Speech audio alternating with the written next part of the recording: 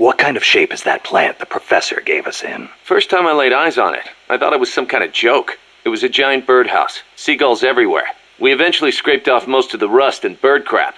The underlying structure's intact. Little elbow grease? Man, we should be in business. Who used to own it anyway? Whatever shape it's in now, somebody sank some serious money into building it. From what I can tell, an American university built it as a research platform for ocean thermal energy conversion. The name's still on some of the rusty old power turbines. I'm guessing they must have had government and corporate assistance to build it too. But they couldn't solve the thermal efficiency problem, and the project was canceled. Then after the university abandoned it, a KGB front company scooped it up for next to nothing.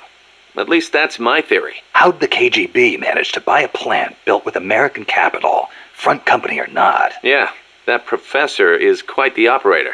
One other thing. The plant's set up so that it can join up with other plants of the same standard. So, they were originally planning on expanding the place, huh? Hey, let's give it a shot. We can get some more people together and build this place up into a proper home for MSF. You're with me on this, right, boss?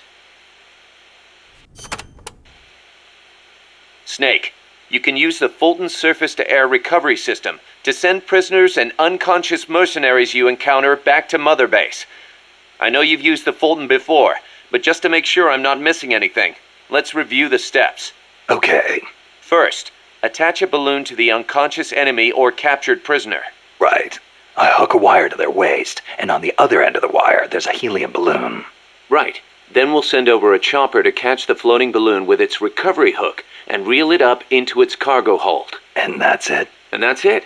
We finished installing the recovery hook on the Huey. Wait, Kaz.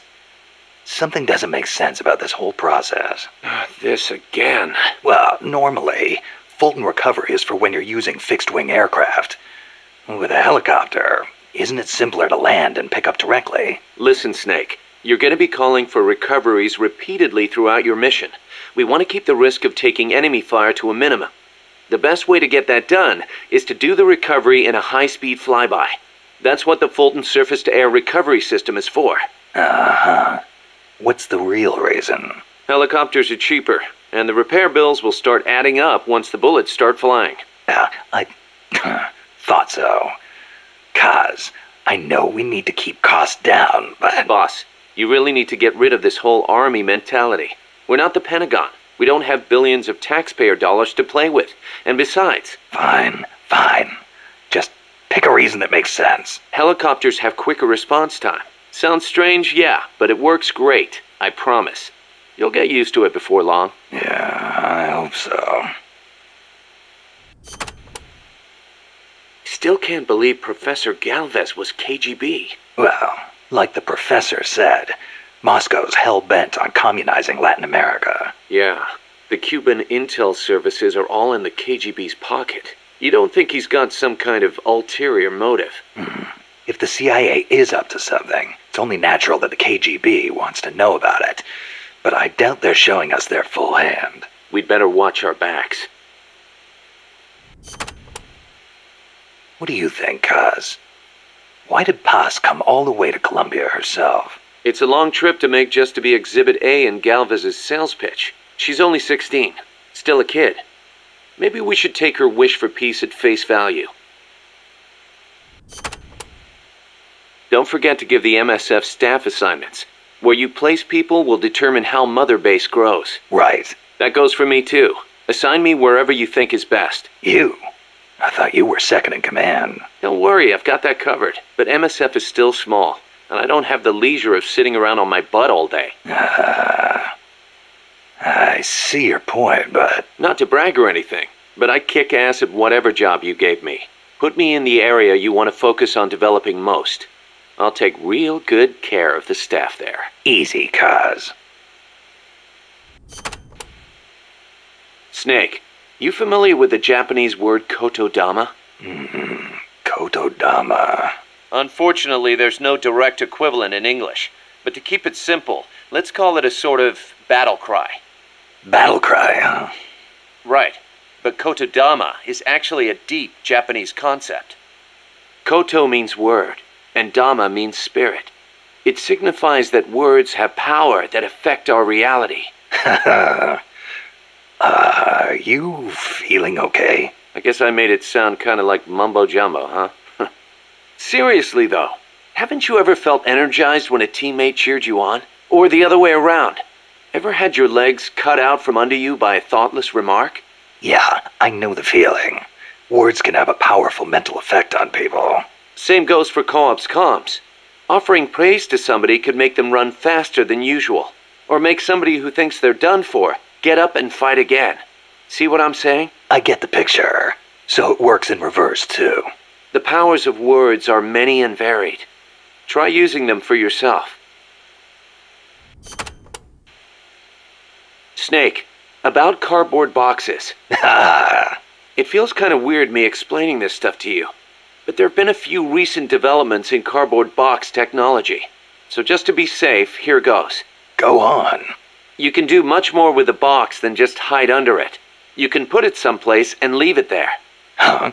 You can get on top of it and use it to reach high places, or hide from the enemy in its shadow. I like what I'm hearing so far. And that's not all. You can even put items in it and send them to co-op's teammates. Really? I never thought of any of that. Damn. Is there anything a cardboard box can't do? Every soldier should have one. Yeah, well, don't get too excited. This isn't exactly what they were made for. Which reminds me, don't you think the boxes around here are a little on the big side? You're right.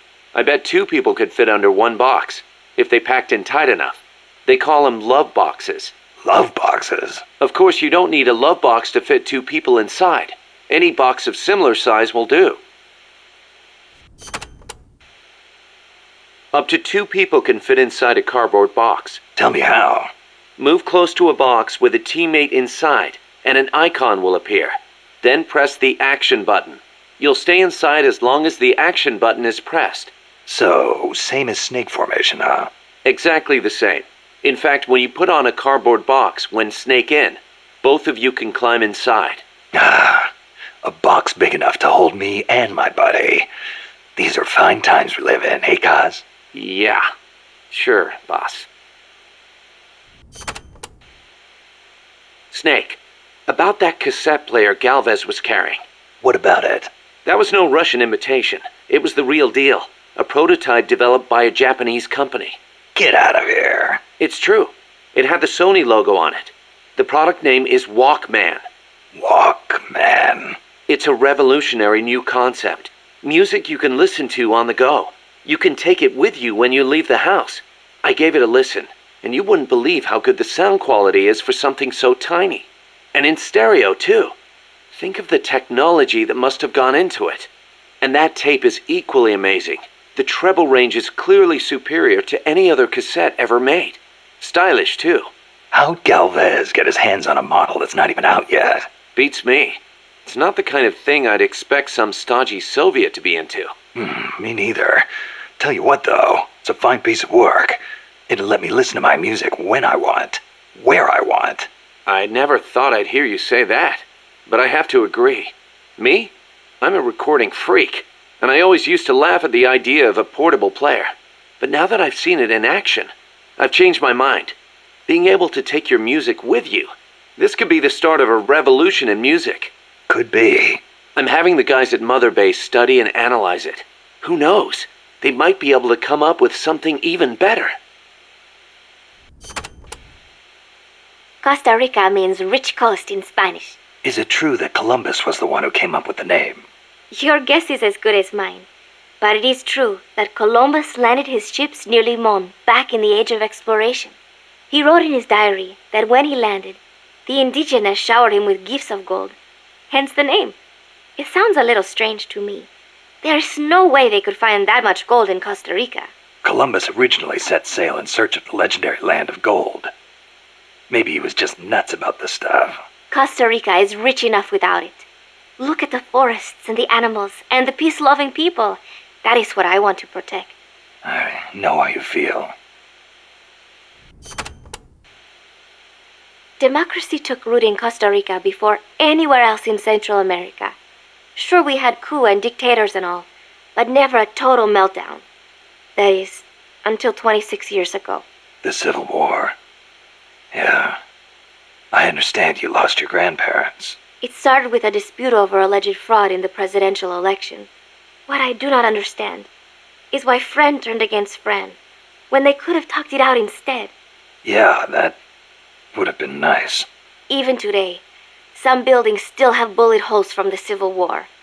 A quarter century later, and it is a tragedy we Ticos cannot forget, must not forget. It was the year after the Civil War that the army was constitutionally abolished. A new president was elected this year, President Otaber. He seems to be distancing himself from the United States. He has limited the privileges granted to American banks, lifted the sanctions on Cuba. Our last president was so pro-US, people suspected he was in bed with the CIA. You think the CIA's doing this because it feels threatened by the president's shift in policy? It is possible, but would they really bring in such a huge army just because of that? Part of our job is finding out. Exactly. Thanks, Snake. Peace. So, are you a student at the University for Peace, Paz? No, I am still in high school, but Professor Galvez lets me visit his office and study with him every now and then. International law, security, conflict resolution, human rights. We study all these subjects and then use them to build the foundations of peace. Yeah, I get it. I just never heard the UN had a University for Peace before. Oh, that. Well, to be precise, it is still being set up. They have started conducting research, but the UN has not passed the necessary resolution yet. Professor Galvez couldn't wait that long. Oh, right. Costa Rica abolished its army and has also hosted the Central American Court of Justice. It is the perfect place to build a university like ours. Don't you think?